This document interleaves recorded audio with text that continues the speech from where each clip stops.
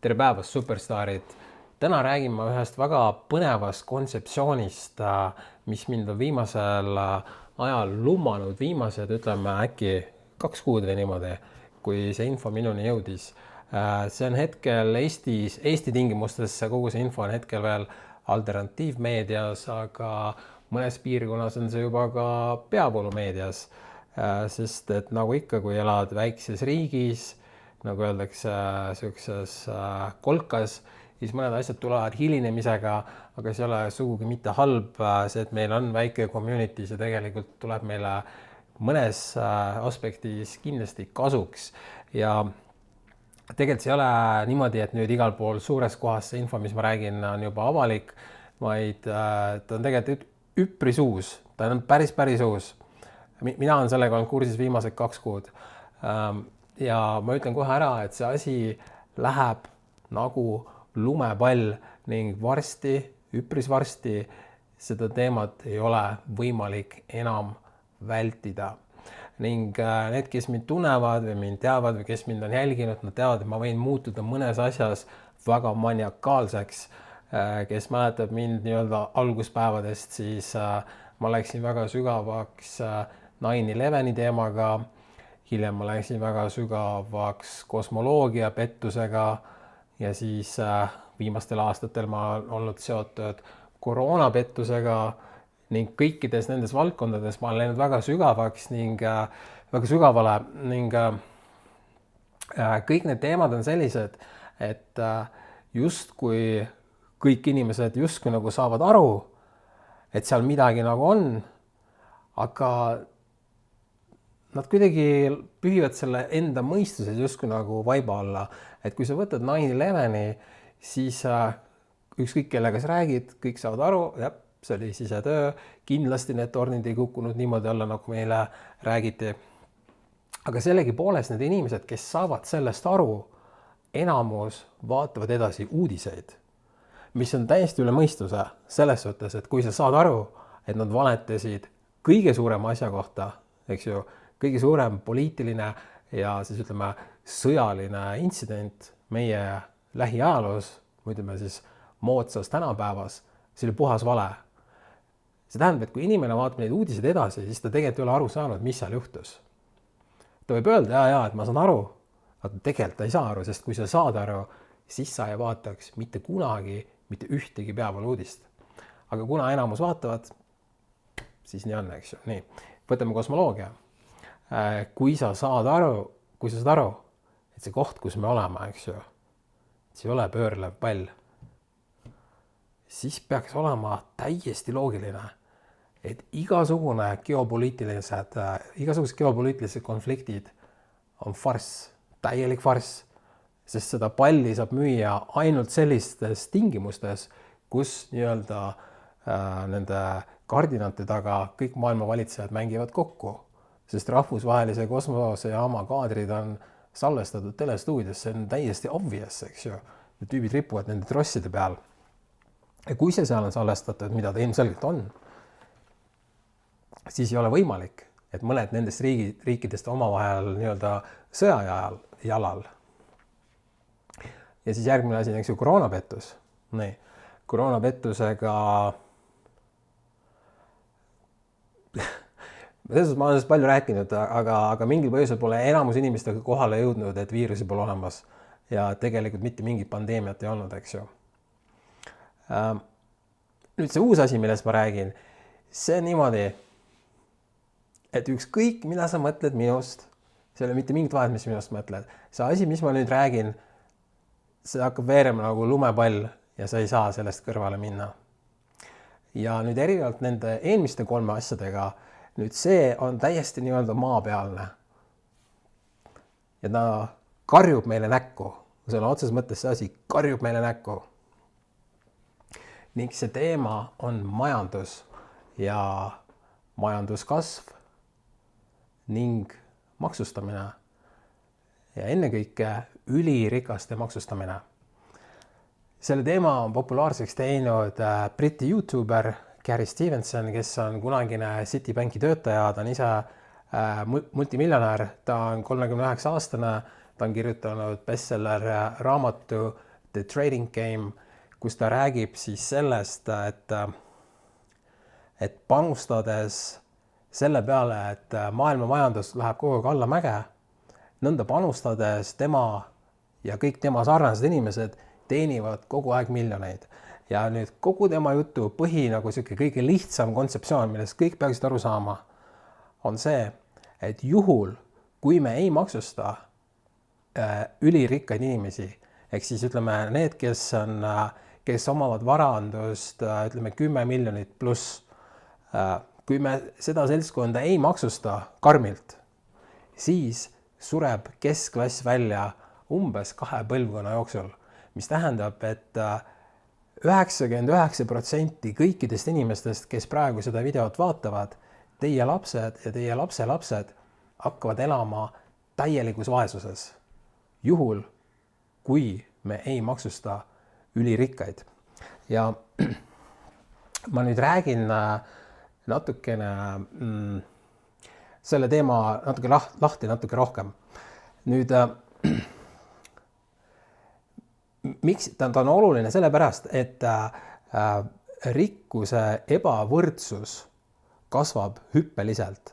See tähendab seda, et ülirikkaid tuleb aina juurde, nende varandus, kõik maailma vara ja raha, mis on, see liigub tohutu kiirusega sinna ülirikaste kätte. Ja nüüd keskklass, töölisklass ja ka riigid ise jäävad kogu aeg vaesemaks. Ja põhjus on selles, et need, kes on ülirikkad, need, kellel on, ütleme 10 miljonit on selline algus, ütleme. Ma tunnen isiklikult palju inimesi, kelle vara on rohkem kui 10 miljonit. Ja me väga palju, nemad ei olegi nüüd see päris, kelle peale ma seda infot nagu suunan. Ütleme, et see 10 miljonit on see, kust peaks, ütleme, algama maksustamine. Aga ennekõike me räägime nagu väga rikastest, need, kelle vara on 100 miljonit ja miljardites, eks ju. Ning vaata, point on selles, et kui kellelgi on varandust 100 miljoneid, siis tema saab passiivset sissetulekut lihtsalt selle pealt, et tal on nii palju raha iga kuu mitu miljonit. Ehk siis sa ei tee mitte midagi ja sul tuleb raha juurde miljoneid. Nii, ja nüüd miks tänu sellele ühiskond ja majandus jääb vaesemaks, on see, et kui sul on väga palju miljoneid, millega sul ei ole põhimõtteliselt mitte midagi teha, sest et ükskõik kui palju sul on, ma ei tea, hobisi või kui palju sul on armukesi või kui palju sul on lapsi, siis kui sul on reaalselt iga kuu nagu lambist tuleb miljoneid, siis sul ei ole seda raha igale poole võimalik ära kulutada.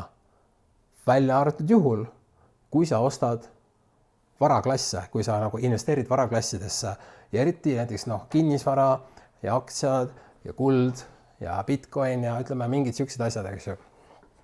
Bitcoin on halb näide, see võib minna sekundiga nulli, ma võtan need sõnad tagasi, see ei ole kõige parem näide, aga ütleme päris varaklassid nagu kuld, eks ju, väärismetallid ja kindlasti kinnisvara.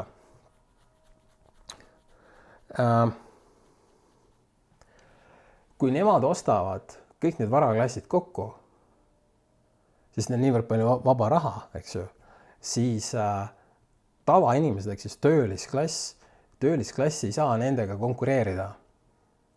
Ning see tähendab seda, et step by step kogu rikkus koondub ühte kohta. Ning üha enam me näeme kõikjal seda, et täiskasvanud inimesed, sellised, ütleme, keskealised inimesed, üha enam keskealisi inimesi kõikjal maailmas elavad üürikorterites. Et näiteks vanasti oli niimoodi, et Eesti ei ole kõige parem näide, sellepärast, et Eesti oli seal NSV Liidu all, eks ju, aga lääne ühiskond, kes oli nii-öelda vaba lääs, eks ju, USA ja Mandri-Euroopa, eks ju, ütleme see Suurbritannia ka, eks ju. See oli niimoodi, et möödunud sajandil sa võisid teha täiesti suvalist tööd ning piisas sellest, et üks pereliige nii-öelda käis tööl ning tema palgast piisas, et soetada perele kodu, maja ees oli auto, vahel isegi 2 autot ja vahel käidi ka puhkusel, eks ju. Nii, ja seda tehti suvalise nii-öelda tööpalga eest, sa võisid olla, ma ei tea, ehitaja või bussijuht või mingisugune teller kuskil või noh, eks ju, tavaline töö. Sa ei olnud, vaata tänapäeval niimoodi, et kui sul on reaalselt oma maja, oma kodu, niimoodi, et ei ole kuidagimoodi pangaga seotud, need numbrid jäävad üha vähemaks, sellepärast, et raha liigub suures koguses ülirikaste kätte. Ning kui nagu ma ütlesin, kui sul jääb iga kuu miljoneid eurosid üle, eks ju, siis sul ei ole võimalik neid ära laristada, sest kui palju sa ikka seal Vegases käid seal pidutsemas, hullu panemas või kui palju sa neid superautse endale ostad, eks ju, päeva lõpuks tuleb kaine mõistus tuleb koju, mõned üksikud on küll seal, kes võib-olla, kes see oli see, mingi sultan seal ja mingi sultan ostis endale sadu superautose, eks ju, aga üldiselt mingi hetk kõik need, kellel on väga palju plekki, nad ainus asi, mis nad ostavad, on varaklassid. Ja selle tulemusena kinnisvara hind kogu aeg tõuseb. See tähendab, et kinnisvara, kas see kinnisvara, buum, mis see sõna on? Ühesõnaga, kinnisvara crash'i ei tule mitte kunagi. Sellepärast, et ta on päris vara. Sul võib tulla krüptocrash, sellepärast ma ütlesin, et see Bitcoin oli vale näide. Krüpto võib minna kõik nulli, sest põhimõtteliselt jutt käib õhust. Aga päris varaklassid, neid ei lähe mitte kunagi nulli. Nad ei kuku kokku, seal võib vahepeal tulla mingi väike langus, eks ju, aga üldiselt, kui sa vaatad ükskõik mis varaklassi, nad lähevad ikkagi kogu aeg üles. Ja siin ongi nüüd see case, et kui kinnisvara hind läheb kogu aeg üles, siis kui ütleme, sina omad ühte kinnisvara, aga ütleme, mõned mõtlevad niimoodi, et kui ma olen pensionär, et mu see mingi maja või mingi korter hind on tõusnud nii palju, et ma saan selle maha müüa ja nüüd viimased aastad pensionipõlve nautida, elada nüüd seal kus iganes või käia reisil või niimoodi. Et see korteri või maja hind tõusis, see tähendab seda, et keskklass jääb üha vaesemaks ning sinu lapsed ja lapsed elavad tulevikus vaesuses. See tähendab ainult seda. Sellepärast, et kui sa müüd oma selle asja maha, nüüd sul rohkem kinnisvara ei ole. Okei, ma saan aru, mõnel on võib-olla 2 kinnisvara, mõnel üksikul on 3, aga enamus inimestel on 1. Ja tegelikult üha enam inimestel pole üldse nagu. Nii. Ja kui sa müüd selle maha, siis sinu lastele ja lastele ei jää mitte midagi. Ja vaata, täna me elamegi olukorras, kus noored, kes on, ütleme, 20-ndates,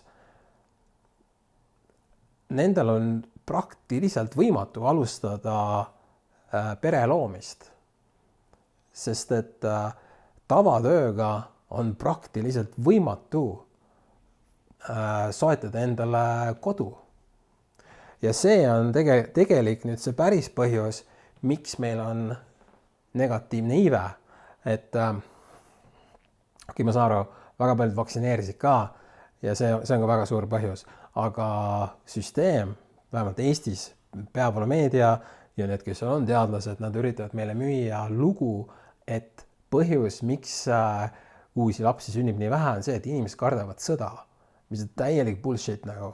Ma saan aru, et mõni kardab seda, eks ju, aga päris põhjus, sest see negatiivne iive on põhjust kõikjal. Päris põhjus on see, et noored ei julge pere teha, sest nad mõtlevad, aga kus ma elan, eks? Terve elu pean selles üürikorteris elama või? Nii. Ja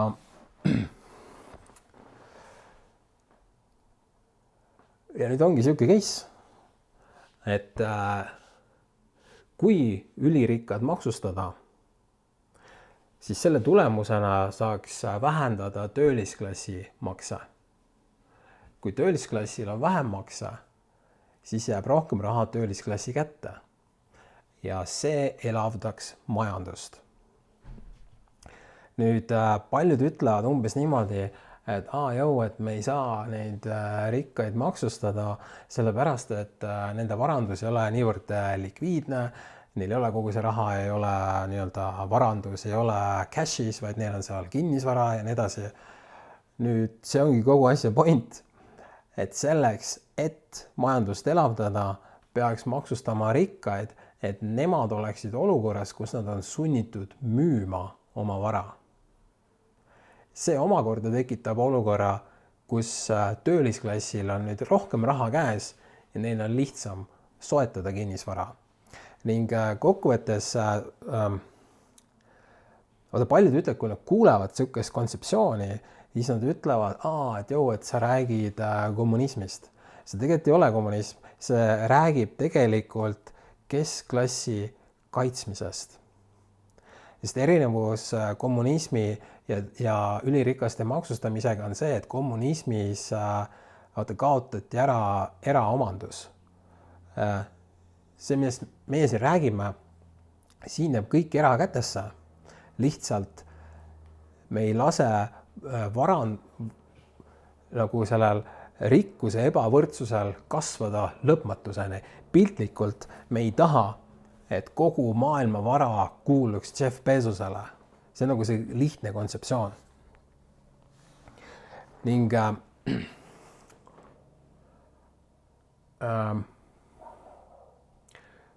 kui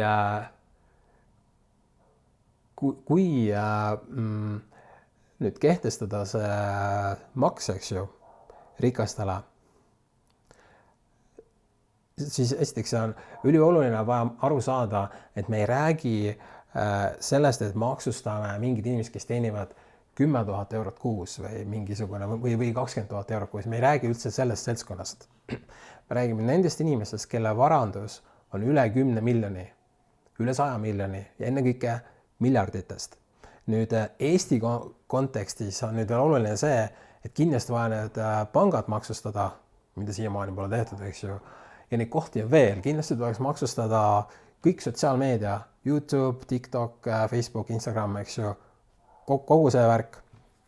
Sest need tegutsevad siin ja nad teenivad meie ettevõtjate pealt raha ja see raha läheb kõik siit välja, eks.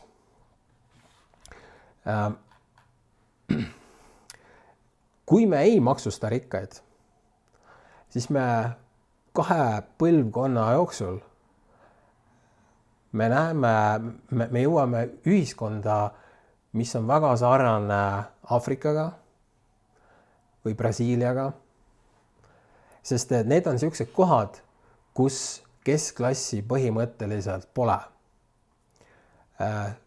Seal on ülirikkad ja on puruvaesed. Nüüd, kui me kehtestame selle maksu, eks ju, ülirikastele, siis rohkem raha voolab nii-öelda valitsusse ja riiki. Nüüd ma saan aru, et valitsus on täiesti korrumpeerunud, see on nüüd täiesti eraldi teema veel ja me siin ei räägi sellest, et kui me maksustame rikkad, et siis me teeme nagu valitsuse veel suuremaks. See ei ole see, vaid see tähendab seda, et sellisel juhul on riigi käes rohkem vaba raha ja vaba raha selleks, et pakkuda ühiskondlikke teenuseid. Sest vaata, Eestis on, ütleme näiteks, kui võtta näiteks, ma ei tea, autoteed, need on läinud paremaks, need on selgelt läinud paremaks, aga siin on nagu rämedalt elementaarseid asju, mis on täiesti puudu. Ütleme, suvaline näide, aga avalikud WC-d. See, et sa pead otsima neid sente või minema sinna kuhugile haisvasse peldikusse, mis see on täiesti rõve nagu. Ja vaata, see, et me ei suuda tagada viisakaid WC-si kõikjal riigis, vähemalt minu hinnangul, see on palju suurem probleem, kui mingisugune ala Putin või kes iganes eales üldse olla saaks. Ma saan aru, et see võib-olla mõnel oli ekstreem näide, mõni võib-olla ei ole sellega nõus, aga sa saad mu pointist aru. Sellised elementaarvajadused, need peaksid olema kaetud ja siis nagu see lahendus peaks olema rahvale tehtud väga mugavaks. Aga meil on kõik vastupidi, meil on niimoodi, et meil tõstetakse kogu aeg makse selleks, et lappida mingisuguseid auke või ja muidugi Eestis on see hull olukord, kõik see sõjavärk seal, eks ju, tahavad seal ehitada oma neid mingeid sõjatehaseid ja kogu see asi on täiesti lappes nagu.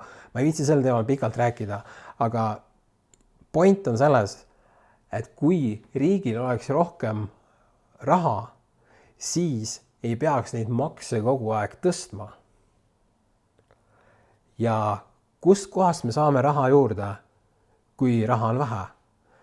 Täna me oleme olukorras, kus see raha nii-öelda võetakse jõuga keskklassi käest. Aga lahendus karjub meile näkku. Ülirikaste maksustamine ja pankade maksustamine.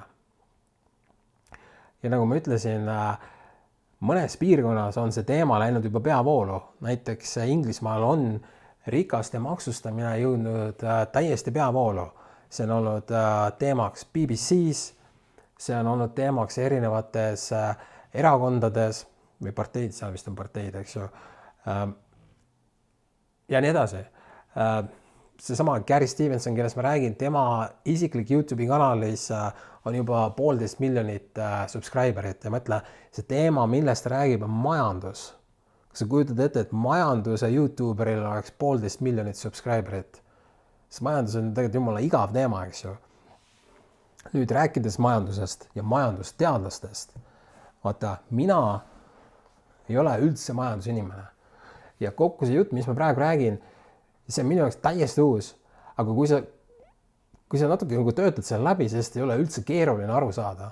Aga majandusteadlased räägivad meile, et meil on vaja majanduskasvu ja majanduskasv on probleemiks, miks meie ühiskond, ütleme, miks majandus ei kasva, on see, et tootlikkus on väike. Aga samas, kui sa nagu vaatad lääne ühiskonna tootlikkust, siis tootlikkus kasvab kogu aeg. Meie tootlikkus täna on suurem, kui ta oli mitukümmend aastat tagasi. Aga samal ajal keskklass jääb kogu aeg vaesemaks. See tähendab, et tootlikkus ei ole probleem. Ja kuidas saaks üldse olla tootlikkus probleem, kui me näeme, et miljonäre ja miljardäre tuleb kogu aeg juurde? See tähendab, et majandusteadlased on täiesti puusse pannud praktiliselt kõigega. Üks asi, millest peavoolus eriti ei räägita, on see, et vaata, kogu aeg trükitakse raha juurde. Ja kui raha trükitakse juurde, siis see tekitab inflatsiooni ja keskklass jääb ka sellest vaesemaks. Mina mäletan väga selgesti, kui oli 2008 aasta majanduskriis ning seal paljud pangad läksid põhja ja paljud businessid läksid põhja ja siis tulid ka kõik need abipaketid. Sisuliselt lihtsalt trükiti raha juurde. Nii, ja selle tulemusena, mis juhtus? Hinnad tõusid, eks ju, inflatsioon. Täpselt sama kordus koroonaga, tulid need, eks ju, majandus lasti lukku ja lasti põhja, eks ju, siis tulid need abipaketid. Ja nüüd me näeme, kuidas, ma ei tea, mingid hinnad on tõusnud 3 korda, reaalselt 3 korda, mingi 5 aastaga hinnad on nii palju tõusnud, aga palgad ei ole tõusnud 3 korda. Aga samas, miljonäre on rohkem kui kunagi varem, ka Eestis, eks ju. Ning siin oli just paar päeva tagasi oli isegi ERR-is oli uudis, me avaldasime selle Telegramis ka, et Eesti maksumuudatustest võidavad suurema sissetulekuga inimesed. Ehk siis see asi reaalselt karjub meile näkku. Üks asi, mis ma tahtsin veel rääkida, on see, et tegelikult on nii, et need miljardärid ja ütleme need, kes nagu rahastavad erakondasi, nemad kõik teavad seda. Ma tegelikult viimast, ma tunnen ennast rumalana, et ma ise selle peale ei olnud varem mõelnud, et miks me ei maksusta rikkaid. Sest vaata praegu on niimoodi, et majandus üldse nagu rahvas, ükskõik millises riigis sa elad, ei ole valitsusega rahul. Ja iga kord, kui tulevad uued valimised, siis võetakse mingisugused tugipunktid ja mingisugused valukohad, mille peale hakatakse vajutama ja nüüd viimastel aastatel, ütleme siis, kui ütleme kuskil 10 aastat tagasi, laias laastus 10 aastat tagasi oli väga tugev, oli liberaalse maailmavaatega siis nagu erakonnad. Aga majandus läheb kogu allamäge. Siis nüüd on niimoodi, et koroona ajal tulid mõned need nii-öelda konservatiivsemad, parempoolsed need erakonnad tulid võimule. Ja kui sa nüüd vaatad, siis viimase 10 aastaga, sõltumata sellest, kas seal on võimul konservatiivid või liberaalid või need keskmised tüübid, siis majandus selles suhtes, et keskklass jääb üha vaesemaks. Ma pean silmas seda, et hinnad lähevad kallimaks, aga palgad ei lähe sama tempoga üles nagu järgi kaasa. Keskklass jääb vaesemaks, mis tähendab seda, et sõltumata sellest, millist erakonda sa toetad, seal reaalselt mitte mingit vahet. Majandus ei lähe mitte kunagi paremaks enne, kui me ei maksusta ülirikkaid. Ning USAs ja üldse paljudes piirkondades üle maailma on niimoodi, et need seltskonnad, kes rahastavad konservatiive, nad nagu lasevad lindi pealt, et kõikide majanduslike probleemide põhjuseks on immigrandid ja välismaalased. See on nüüd see ette söödetud lugu, mida on väga hea rääkida oma valijatele, sest sa saad näpuga näidata, vaata, et see, et sul on seal asjad perses, eks ju, see on sellepärast, et seal on see mingi tšurka. See on see sisuliselt see lihtne 5-aastase loogika, mida massidele müüakse. Aga tegelik probleem on selles, et vara ja rikkuse ebavõrdsus hävitab majandust ja see hävitab keskklassi. Nüüd, kui see teema oli sulle uus, siis ma jätan siia video alla mõned artiklid, mis ma soovitan läbi vaadata. Meil tuleb kusjuures kohe majanduskonverents, virtuaalne majanduskonverents, kus me räägime sellest samast teemast ja me räägime sellest, kuidas ellu kutsuda rikaste maksustamine, et millised on need etapid, mis on vaja selleks teha. Ma pean silmas seda, et rikkad on väga hästi kursis selle ideoloogiaga, aga nad ilmselgelt ei ole nagu huvitatud sellest, et nad peaksid natukene oma varandust maksustama, eks ju, maksi maksma oma selle pealt. Kusjuures unustasin veel rääkida, et möödunud sajandi keskel läänemaailmas oli rikastele väga suured maksud ja see oli põhjus, miks sai nii-öelda tavatööga siis nagu soetada endale kodu, auto, käia reisil, eks ju, kõik sellised asjad, mida täna ei saa tavatööga mitte keegi endale lubada. Ütleme, tavatöö, võtame suvalise näite, poemüüja, mis on äärmiselt oluline töö, sest me kõik vajame sööki, eks ju. Mitte ükski poemüüja ei soeta endale oma kodu, oma autot ja ei käi puhkusel nagu. Seda lihtsalt ei juhtu. See saab juhtuda niimoodi, et tal on 2 või 3 töökohta, tema partneril on sama palju töökohti ja siis neil on pangalaen. Ja samal ajal need tüübid, kellel on, ütleme, 10 miljoneid või isegi rohkem, nendel on niimoodi, et nad ei pea tegema reaalselt mitte midagi ja neil tuleb iga kuu miljoneid peale. Ja neil ei olegi selle rahaga mitte midagi teha, siis nad ostavad kinnisvara. Üldse, varaklasse, eks ju. Nüüd, nagu ma ütlesin, kui see teema on sulle täiesti uus, siis siin video all on linke tutvuselega. Tee see asi endale selgeks. Kui sul on küsimusi, postita need siia video alla, ma vastan hea meelega kõikidele küsimustele, sest nagu ma ütlesin, kui mind mingi teema huvitab, ma lähen väga maniakaalseks. Ma pean silmas seda, ma lähen sinna nii sügavale, ma teen selle endale täiesti selgeks. Ma usun, et meid ootavad ees ülipõnevad ajad ja mul on selles mul on nagu siiralt hea meel, et see ülirikaste maksustamine on tulnud siia infosfääri sest mul oligi viimasel ajal natukene igav, kuna inimesi need meid kõiki puudutavad teemad ei huvita, see koroona ei huvita, nad vaata, kohe tulevad uued valimised Eestis, eks ju. Nad saavad jälle minna valima neid samu koroona terroriste. Põhimõtteliselt ükskõik mis erakonda sa valid, välja arvatud need täiesti uued, eks ju. Kui need täiesti uued välja jätta, ma ei tea, palju need 1 või 2, eks ju, siis kõik need vanakooli erakonnad, need on kõik koos nagu koroonaterroristidest ja koroonaterroristide kaitsjatest.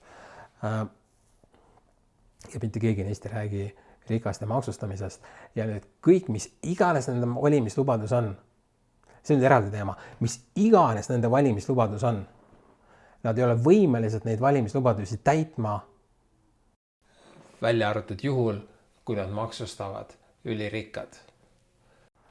Ma arvan, praegu lõpetan, nagu ma ütlesin, pane küsimused siia alla ja vastan hea meelega kõigile. Tšau!